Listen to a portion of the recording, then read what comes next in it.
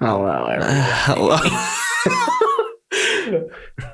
Well, hello. Welcome to Hivemind Vanguard. This is the editor, and we have them as well. Oh, so welcome. We're kind of in the middle of a hiatus right now, a little bit, with like everybody being busy and stuff. So we're just recording an extra episode just to because a lot of things have been revealed, and we'd like to talk. We've kept in practice. We kept playing at tournaments, so we're here to give our tournament results and talk about some new stuff that's been released. Well, how did you do? How did I do? I actually did pretty well yesterday. So I played with OTT, and 3 of my matchups were fourths clans, so I won.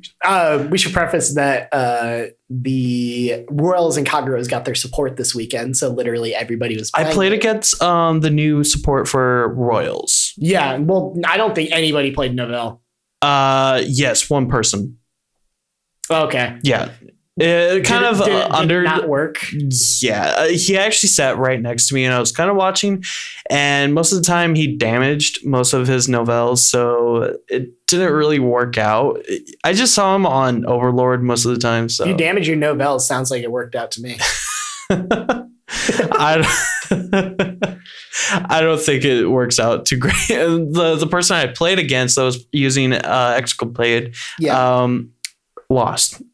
Okay. He didn't have a blaster blade. That happened to me too. Round 1. He's like, because if it's an auto skill without a cost, that means it's mandatory. And he's like, I was just like, well, you could just not ride a skull. I told him that. I told my opponent, if you don't have a blaster blade, don't ride into him. Yeah. And you're basically giving me the win. He also forgot to pay the costs because he wanted to attack all my units, and he tried to activate it during the main phase. And I was like, he only attacked buddy, my Vanguard. You can't do that. So there's like no point in riding into him because you're forced to ride into a blaster blade. To get the extra force marker, sure. But like, unless you have like the actual setup, it's not like super worth it. I think it's supplemental to your win condition. Right. Rather than it being deserving to be the actual win condition. So to be honest, I don't really think that the new support for Royals, it's good, but it's like a hit or miss. It gives the deck a new dimension because the deck is very cookie cutter, and it can at least do something else now. Right. I appreciate that at least. Right. I like the little extra spice because it was just something that it was just a little extra for the two clans. But overall, I don't think, well, for Kagero, it doesn't really help too much. It's unfortunate because Kagero, that is the last support it's going to get until after Vilest Leader and Vermida, so we just have to see afterwards. I mean, they have another alternative deck to make, I guess. Mm-hmm. The only problem is it's just like it's strictly inferior. So it's like, unless you actually like the card, I would just stick with your Overlord Waterfall. Right. So I guess, and then I played Murakumo. Against it? No. So I was playing OTT. Yeah. And my last round, we had 4 rounds. The first 3 I won because I played Royals, Dimension Police, and then Kagero. So I won all those. And then once I went up against Murakumo, I lost so hard. Well, Murakumo is designed to win that matchup. So did you play against Klaus? I played against, it was Klaus's deck, but a good friend of ours was playing it. Yeah. He decided to, instead of playing Royals, he played Murakumo. He went on to get first place, by the way. He did get first place. Mm-hmm. We were playing for top 2, so Mr. Top 8 finisher. Yeah. I was like, from last week, I did a lot better. That's good. Well, the Murakumo deck that Klaus plays, instead of running a Matsu Snipe, he runs the 9K vanilla. I noticed that. Mm-hmm. I did a little play testing with him for a little bit before the tournament. Yeah. But it was kind of good. He also doesn't run. He only runs 2 heals too. Oh, that's if you notice that. Spicy. Yeah. Spicy. How'd you do? I went 3-1. I unfortunately bubbled out. I got 5th. That's okay. I told Funk Doctor it was just hubris and that I edged him out last week and he edged me out this week. I beat him and he was kind of salty. Here's what happened. So we were on 3rd game. He could have, no, actually I 2-0'd him. So second game. Second game, he healed my Imperial daughter at 6 damage, and he was like, "Oh my god, yes!" And then my dry checks were 2 heal triggers, which put me from 5 to 3. That's funny. And then he went into waterfall and was like, "Wait, you healed?" That realization that I healed twice. I thought that was funny. Yeah. So anyway, I play DI again. I love that deck so much. It is. I'm really enjoying that. I'm having such a great time with it. I'm also the only one playing it like within the past 3 weeks. Yeah. You and I were only playing Protect Clans that day. Yeah, because anybody who was playing Grand Blue didn't play it. Mercenary King wasn't there, so he wasn't playing Megas. And that was about it. Right. What's the other one? There's 4. Nope, those ones. Yeah, yep. It was just us 2. So, and it was a good choice because like a lot of people were playing Blue Royals. A lot of people. And I was actually so happy. I was play testing the Murakumo matchup, like the Protect matchup against Murakumo with Klaus. And I almost won it out, and that made me feel comfortable going into it because I was just like a 10k shield away from winning the 3rd game. Do you want to like speculate on how to win that match for Protect Clans? What you need to do is you need to damage them so that the end result is that they only have 2 face-up damage, and what they need to do is in order to make any significant amount of push, they need to keep calling out arresters from their deck. So you need to keep just inching them towards 6 damage. So one of my plays when I like was trying to strategize against my opponent or try to rethink the plays that I need to do. It was more like do 1 damage, attack his rear guards, and consistently I was sitting on CEO most of the time, so I could draw and plus, but it wasn't enough.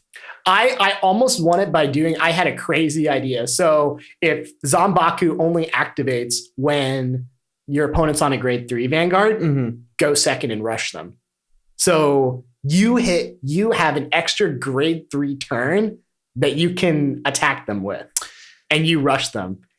I did that. It's a different way to play it, and it's interesting. I'm pretty sure it's not the answer, but if you're going first and they get grade 3 second, you definitely need to play it a lot slower and just keep knocking out their rear guards. I kind of want to say just like bait them into using the Counterblast 3 combo. The only problem is you can't bait them. And I tried doing that too. And Protect Clans can guard those 2 turns. It's just you need to make sure that after your the damage 3rd turn, it gets really rough. Right, because they start to have like 3 Excel circles and more cards in their hand, and they can commit their entire hand. So inch them towards it or rush them so hard that they have very few cards to play when you give them 3 face-up. Right. Yeah. So my first match was against Royals. That was the one that killed himself with the Sculpey. Unfortunate.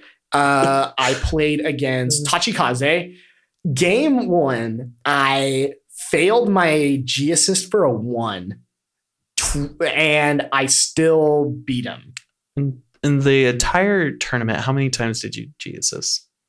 I G assisted a lot, actually. I saw you G assist quite a bit. It was crazy. The first tournament I played DI that I got first, I didn't have G assist any of those games. Wow. Okay. And I went first most of those games. So, but I still managed to get out. Round 3, I played against your brother. And I played against him too. Game 1, I failed my 1 grade G assist for 1 twice. Okay. So I was on grade 1 while he was on Dayusha with the crit, and he used Laurel, and I was just like, well, I can't defend this. Game 2, he had to ride into Great Dayusha first, and he didn't get any other grade 3s the entire game, and I smoked him on that one. Game 3 was really close because what happened was we were tracking. Everybody was watching this. Yeah, I was right behind you. I was tracking the number of sentinels that he had to determine what to go into for my final Death Anchor turn. So if he used his sentinel while he was at 4 damage, you baited him. And then I went Death Anchor into Death Anchor. I pushed for an 83k Death Anchor, and he had enough triggers for a 2 to pass, and all I needed was to just put a crit on my one crit, just 1 crit on my, and I had 3 cards left in my deck. One of them was a crit. I didn't get it. So what were the exact words you said once you put the 3 cards in your soul?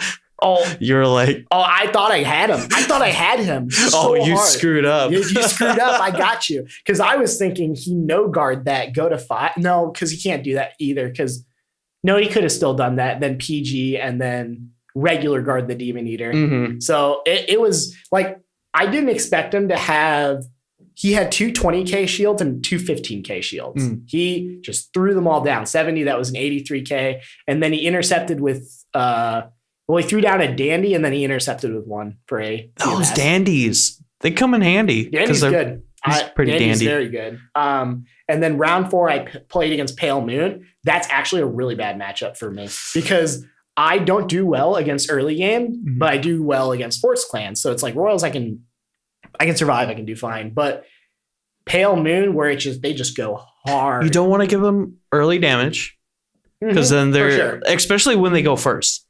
But I will tell you, okay, game 2, what I did something disgusting. I had Verfolger, I had 2 Seegers and 2 Doreen the Thrusters. I was just going to rush them because I was like, screw it. I'm going second. I attack with Verfolger, Soul Charge. I Soul Charge of Bro, plus 10K to Vanguard. Those 2 gain a stack. 16K. Attack with Vanguard, Soul Charge 2. Got another Bro, plus 10K to Vanguard. Doreen's gained 15K. Got a crit. And then so I hit him with like a 16, a 30, 34K, and a 34K. Push them to 4. Next turn, no, I pushed them to 5. Next turn, I just regular rode Demon Eater and did the 10 Soul Blast effect to beat him.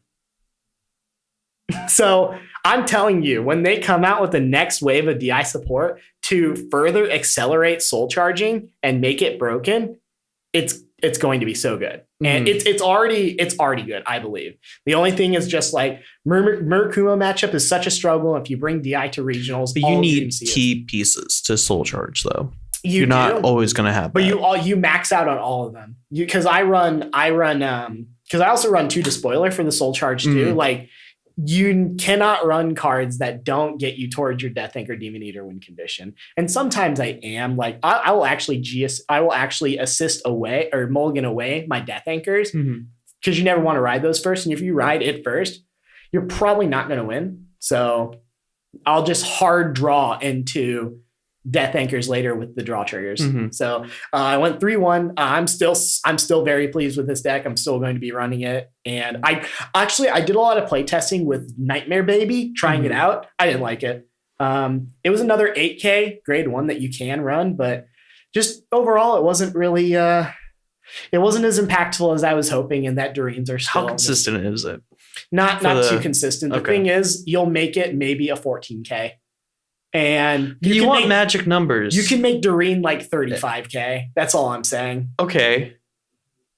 My thing was just like, if you didn't have Doreen, you could do it. But if you're running 2 Despoiler like I am, you can search Doreen from your soul and add it to your hand. Actually, I got a heal trigger from my soul to my hand with Despoiler, and I got a perfect guard from my soul to my hand with Despoiler. So that ability is more useful. And actually, Despoiler is really nice because in the Murakumo matchup, you get a free non-counterblast retire every turn and plus 10K. So when I'm playing against Murakumo, I try to get to Despoiler. You have a vast knowledge of this deck. It's very impressive. I mean, you gotta make. I just like DI. I can tell.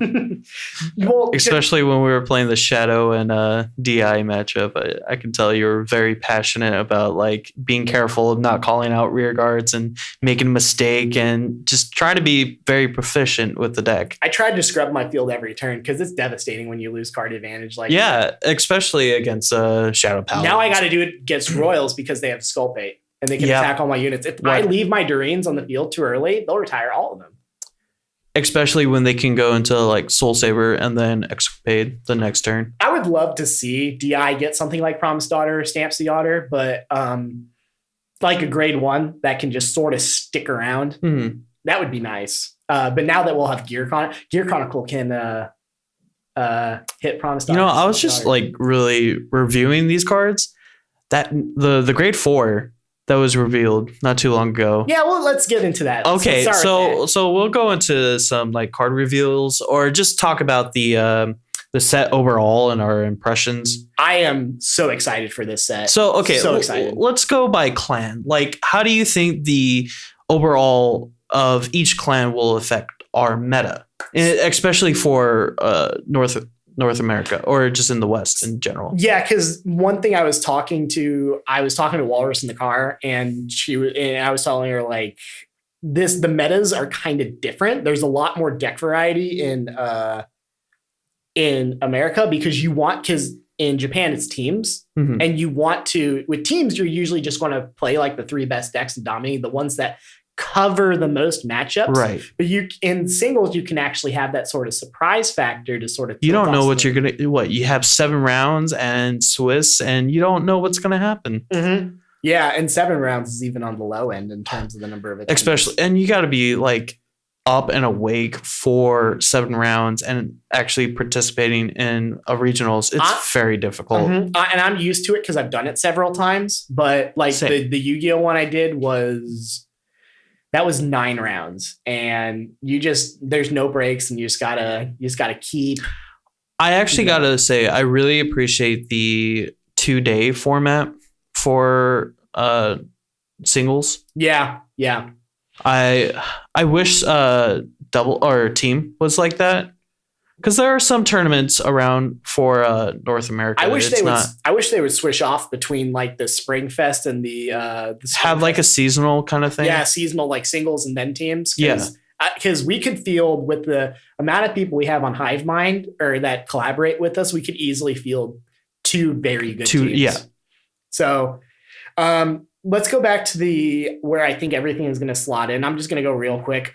Genesis is going to be, once again, just in like that lump of forest lands, but it actually has a lot of good things in its kit that will allow it to reach like Kagero DP Royal tier rather than like Spike Brother tier, not saying that one's bad. I'm just saying that it has, because it's a newer deck, it has a lot of good stuff going for it. And of course with Himiko, I'm just going to open you already have it open. Yeah, I already have it open. So basically it, once per turn, costs Soul Blast 5, put a crit trigger or a draw trigger from your soul on the bottom of your deck and activate the trigger effect for each grade of your opponent's Vanguard, 1 at a time. So it's crazy. And the only thing that we were thinking about is, well, how are we going to make getting a crit or draw consistent into it? But we just had a card that was revealed, Iwanagahime, where you take a card from your hand, plug into your soul, and it gains power equal to twice the shield. So just throw your crit or draw in, I just say you're going to get random soul charges anyways. So pretty much the way I see it is like using like I don't remember the exact names, but the ones that reduce your next Soul Blast cost by 3, and then using something like the grade 1 that does that. Yes. And then using something like Human to take your standing rear guards and grab it to your hand. So you have ways to sort of almost reduce. There's so much utility in this deck. It may not like a toolbox, but it's like the way that you use your effects efficiently, like the amount of Soul Blast that you do for your VR. What's her name? Which VR? This one. Himiko? Yeah, Himiko. And with both Himiko and Artemis, you can spread around critical trigger effects on your rear guards, but you're still only going to get 3 I think that's so broken. Especially you can +3 for your hand. Yep. You can gain 30k or just 10k across the board. 30k. Yeah. Right. It's very good, and I'm liking a lot of what I see from it. I'll probably play it in proxies. Now I'm gonna get the other 2 decks in the set, so because Great Nature is my favorite clan, and Gear is just, I saw Lost Legend, and Stride is my favorite mechanic, so that's what I was kind of looking forward to. So it's kind of striding for Gear Chronicle. I'm not gonna lie, I'm gonna say Generation Ride every time I do it. It makes sense. All right, let's talk about Gear Chronicle for a little bit. And Gear Chronicle is going to be a really strange one because you're going to need to, it's not going to be like Royals or Kagero where you're going to splash in the grade 4s. Like they're an integral part of your deck that you need to use to discard, bind from hand. But at the same time, make sure that it is not inconsistent. Right. They have a lot of cards that allow you to bind from your hand and draw for essentially free. Not too much, though. Not too much, but you're hoping if you run 4 copies of each, you're going to see them. There has to be a balance because the newest grade 4 that was recently revealed gives you an extra turn. Yep. Which you need 19 bind cards, and you need your grades in your bind zone to equal 19. See, that's ridiculous. Because you're going to bind 3s or 4s for your cost for superior writing. Right. And you'll be binding with let me see, Lost Break will bind from your hand. Wedge Move binds from your hand. Those are the ones I can think of off the top of my head. And then Promptly Worker, if you discard your 4 for Stride, Promptly Worker can send drop zone cards to the bottom of your deck. So the thing is with Lost Legend is after the grade 4 goes away, it gets retired. So you need a way to recycle those. But yeah, I think the game's not going to last too long because it is a Force Clan. So it is a Force Clan, correct? Correct. Yes. Okay. Just making sure. I believe it's going to put enough pressure onto your opponent to where the game's not going to be stalled or lasting forever. And they have different utility, like the 2 grade 4s, based on your situation, whether you need to go into Idealize to fill up your field again, or you want to go into Mystery Flare for the big Vanguard effect. So let's go over each of those real quick just to sort of put it into perspective. I'll go over Idealize first. It's the triple rare, grade 4. Twin Drive, no force marker, 15k. When placed, activate all the effects below according to the sum of the grades of the face-up cards in your bind zone. 1 or more, your opponent chooses a rear guard and put it in the bottom of the deck. 5 or more, call the top of your deck to rear. So the 5 or more is going to be the one that you're going to probably get the first 2 effects off very easily when you stride first. 11 or more, call 2 cards from your drop zone to rear, and 3 of your rear guards gets power plus 5,000 until end of your turn. If you are discarding the 4s for your costs for stride, you can just call it back.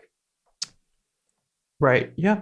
So Idealize. But then the problem is you want the grade 4s to be in your deck to be able to search them out. And then the balance is just how many of the grade 4s that you run so that you discard 1 or 2. You want to run several of them. I'm thinking maybe 6 probably. Okay. Maybe a balance of 3 and 3. Yeah. So this is a really good card. You can plus make your opponent minus a card on field and gain some power for your attack. Absolutely.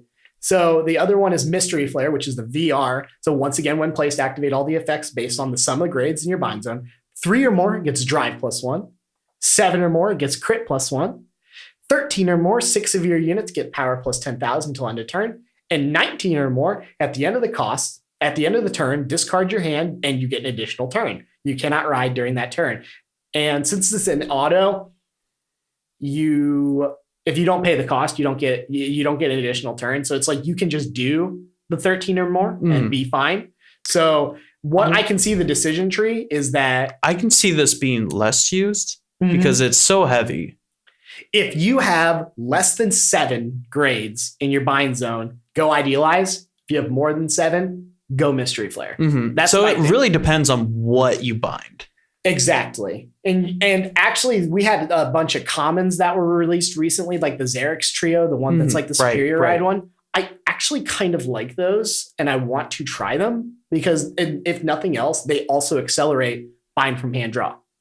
So and it'll get an early grade 3 on there. So if you want to just regular ride into a 4, you can do it too. I think that's the thing that people are forgetting. You can just if you have a bunch of 4s, you can ride 4 from 4 from 4 from 4 from 4. Because you can't go back to 3 though. No, you cannot. But Lost Legend allows you to go back to 3. And what most people are saying is it lives and dies by Lost Legend. But if you can keep rewriting 4s, you will keep getting those effects every turn. So it can play. It can. Right. So it's a lot of thinking because you have to strategize what you're binding. Exactly. Especially what you're binding. That's so important. And that's your major resource of how your effects will play out. Yeah, and what I'm thinking I'm probably going to do is either I'm going to run the Xerix trio in Lost Legend, or I'm going to run like 6 grade 3s, and anytime I don't get into Lost Legend first, I'll try and G assist for it. Okay. That's what I'm thinking anyway. And then you go into Mystery Flare first and try and get back that card that you G assisted away, because the 3 or more, you get a drive +1. Because you can filter, you can bind the 3 that you don't want from your hand and draw a card, and you got a 3 in your drop zone already to activate Mystery Flare. So, it's pretty decent. Yeah, I'm liking it. I'm sort of liking just like these high skill ceiling decks. Like, for example, I can see this being fairly hard to use. And that's I think that this will be a deck that'll separate. Like, nobody can just get into this deck. Despite Gear Chronicle being an incredibly popular clan. I think that's going to be the issue. Especially when it first came out and we had the TikTok with Urwater. Mellum Urwater. Yeah, was very toxic, but very hard to, like, first it's like understanding you bind with Mellum. Yep. And then you get into Urwater.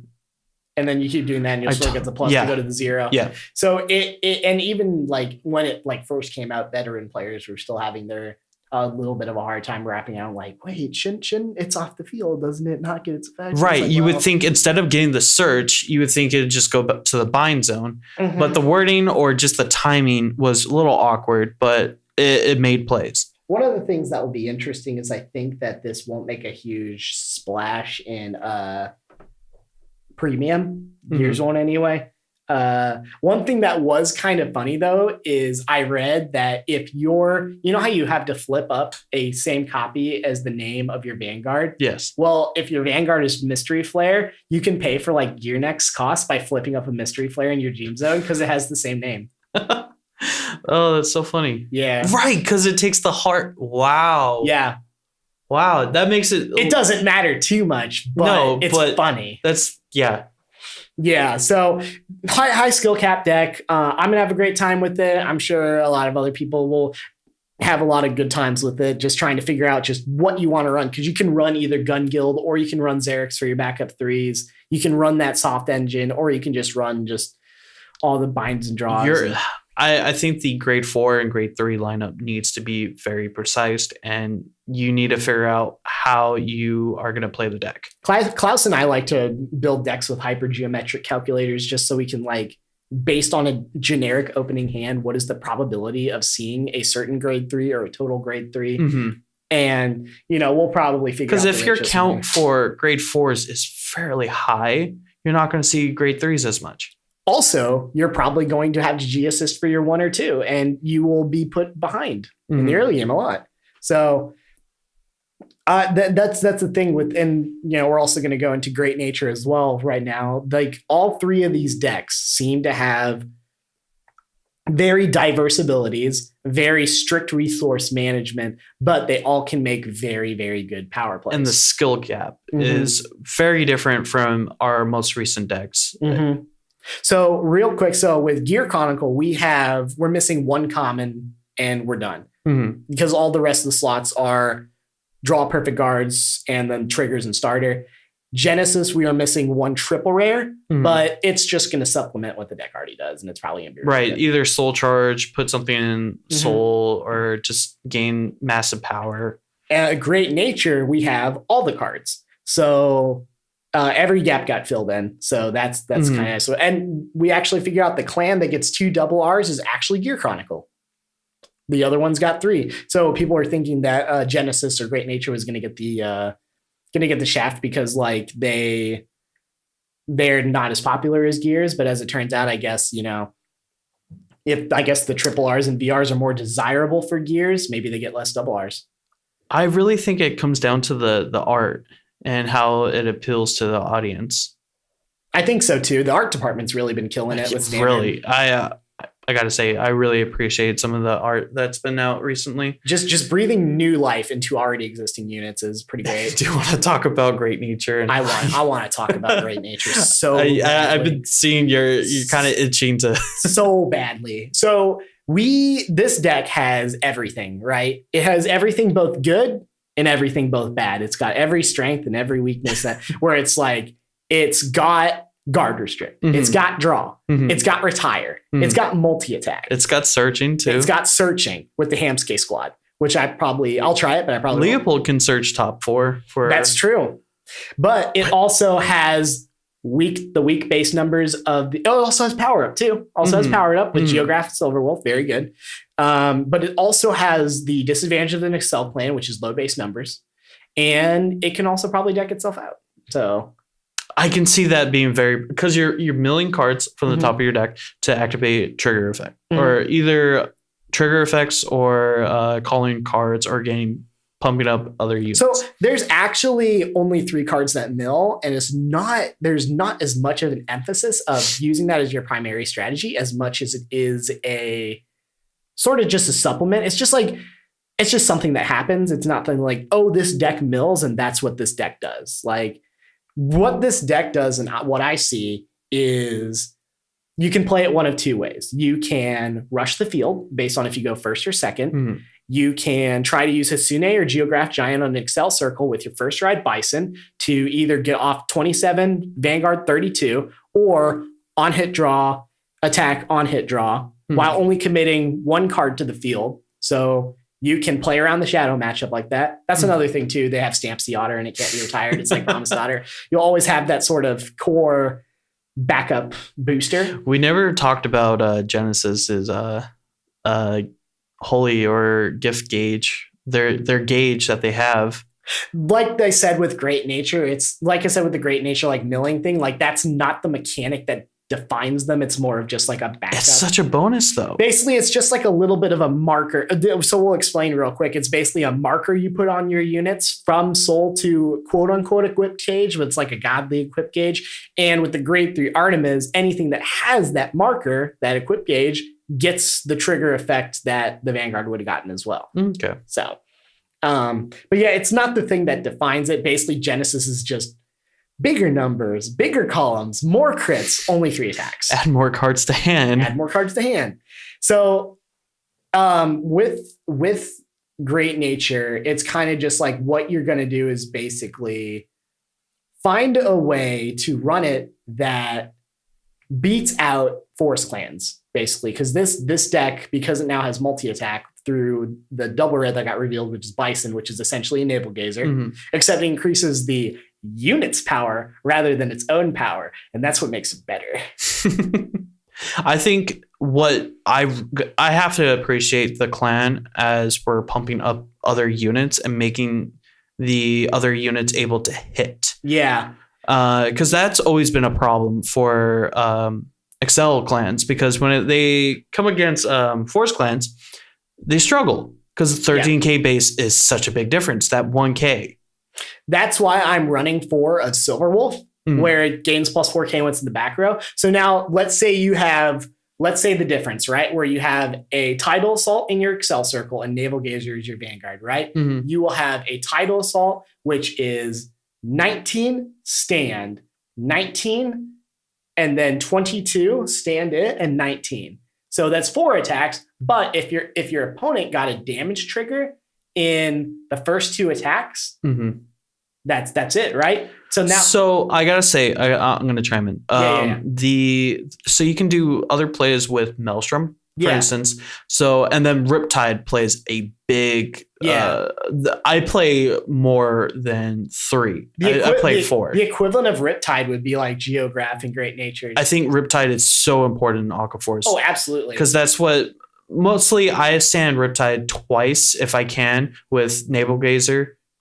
Right. So what I'm trying to say though is, like, now let's use the Great Nature example where you have a Hatsune, right? Let's even use the weaker example where it's an 18K, a attack from the Vanguard, and then a 23K. So if your opponent, even if they damage checked on the first attack, if you have a Silver Wolf boosting your Bison, that's 24K.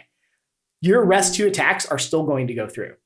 And that's the reason why this deck is good, because using Silver Wolf and either Geograph and boosting with Bison or Cell Circle, you will be able, and not to mention Binoculus gets +5 to your front row based on the random effect.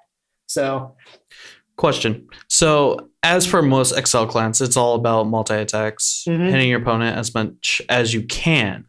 But for this clan, do you think it's more focused on how many attacks you get in a turn, or just pulling off as many effects as you can and drawing, or just... To me, it's the amount of effects that you can get off, because I'm going to be running 4 Tank Mouse and 4 Hasune, so you will be able to get all those extra draws to supplement. So you really do need key pieces to pull off a decent turn, correct? Yeah. So then I'm going to go over Leopold real quick and how it fits into it's obviously best as second ride, as we'll see. Bison first ride, but it can also make things happen. So it's a continuous Vanguard in a grade. If you have a grade 3 in your soul, this unit's auto abilities will activate twice. So the auto ability is, when placed, you mill the top card and perform the effect based on if it's a normal or trigger. If it's a normal, look at 4 cards, call up the 2 grade 2 or less cards to a rear guard circle. So you'll get your Hitsunes, you'll get your Binoculus. What's the other one I'm running? Geograph. Or if it's a trigger unit, it gets plus 15k to crit until end of turn. So you don't need to commit that booster to Leopold if you get that effect. So let's say you get one of them.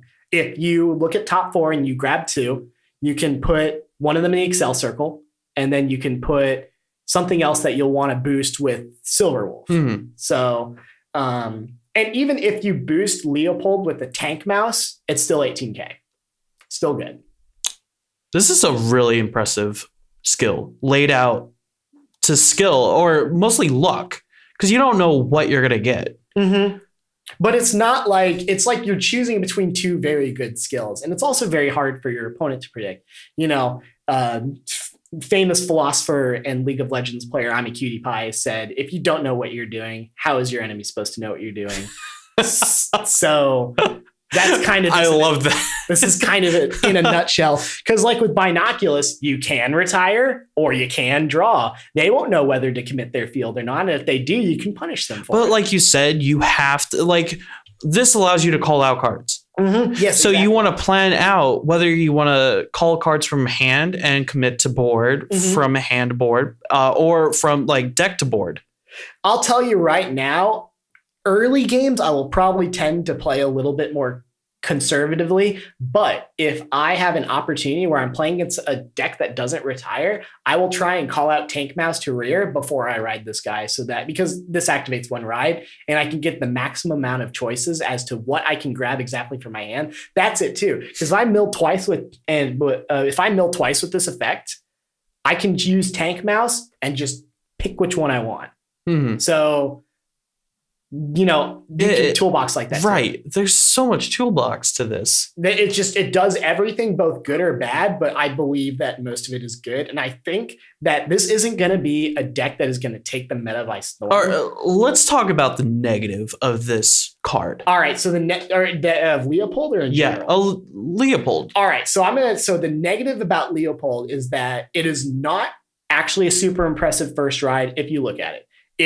Especially if you mill a trigger unit. So it'll get the power and crit, but you won't have added any advantage to your hand.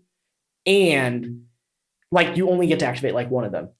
If you get both trigger units after you ride Leopold second time, yeah, it's 42-3 crit, and they're going to have to commit a PG to that. But we need Excel clans to accelerate as soon as possible, right?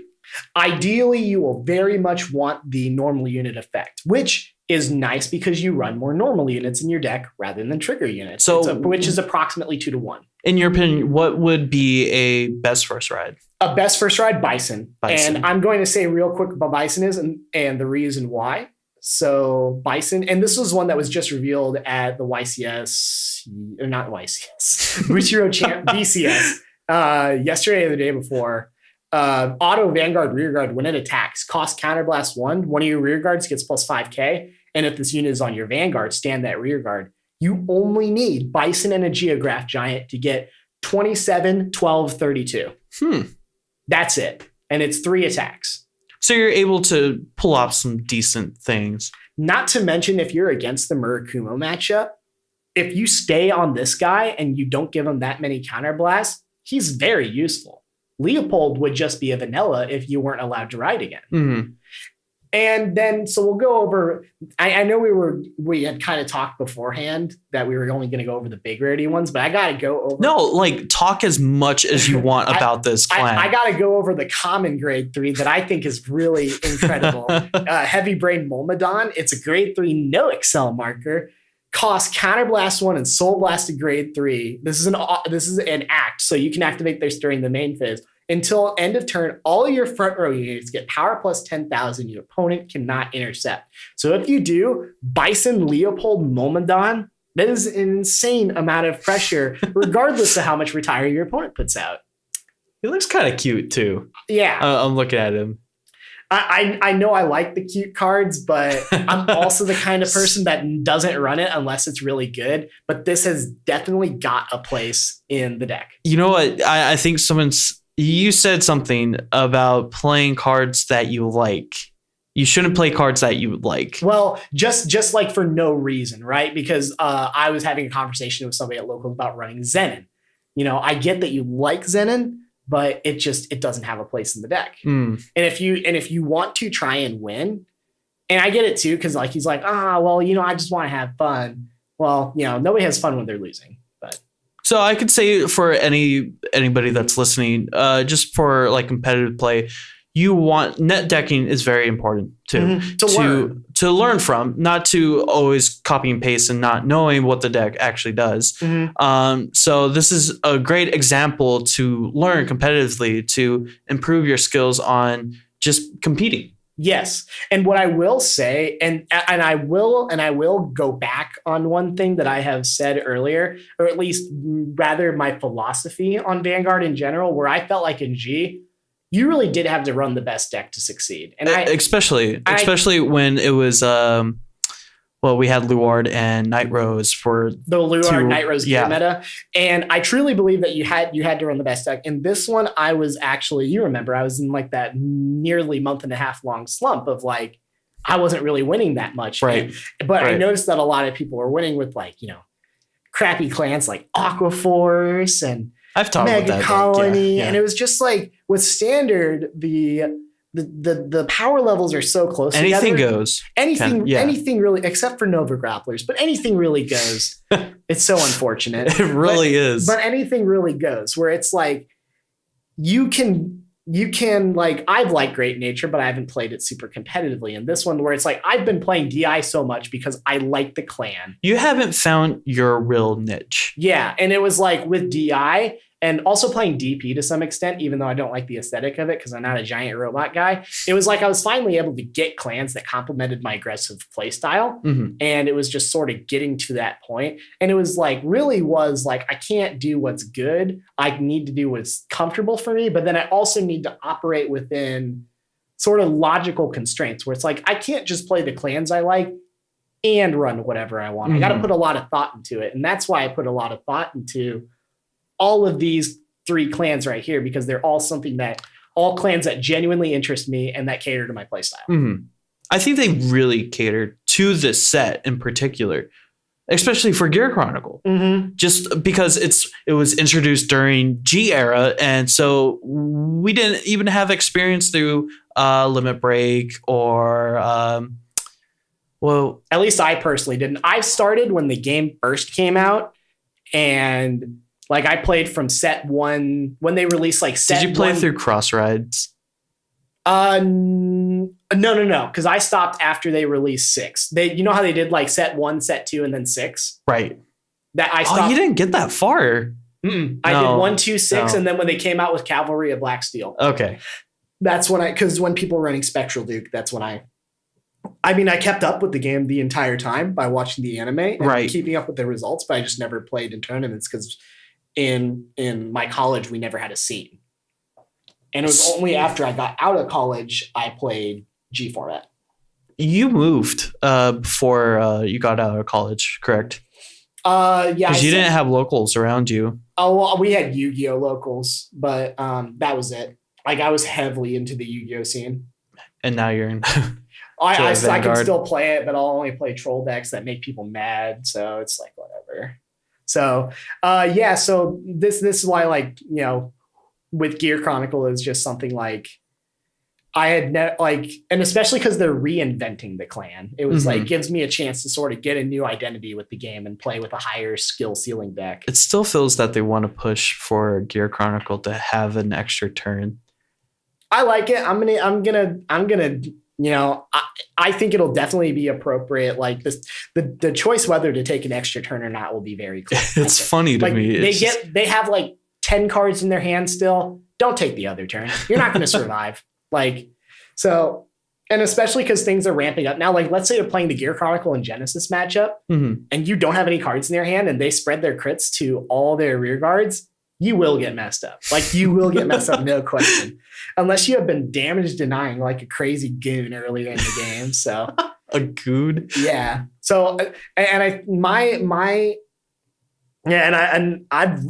have not made a test deck for Gear Chronicle yet. I have made for Great Nature. Mhm. I think I did 4 Leopold, 4 Bison, 2 Momadon, 4 Hatsune, 4 Binoculus, 3 Geograph, 4 Tank Mouse, 4 Silver Wolf, 4 Monoculus, 7 crit, 5 draw, 4 heal starter.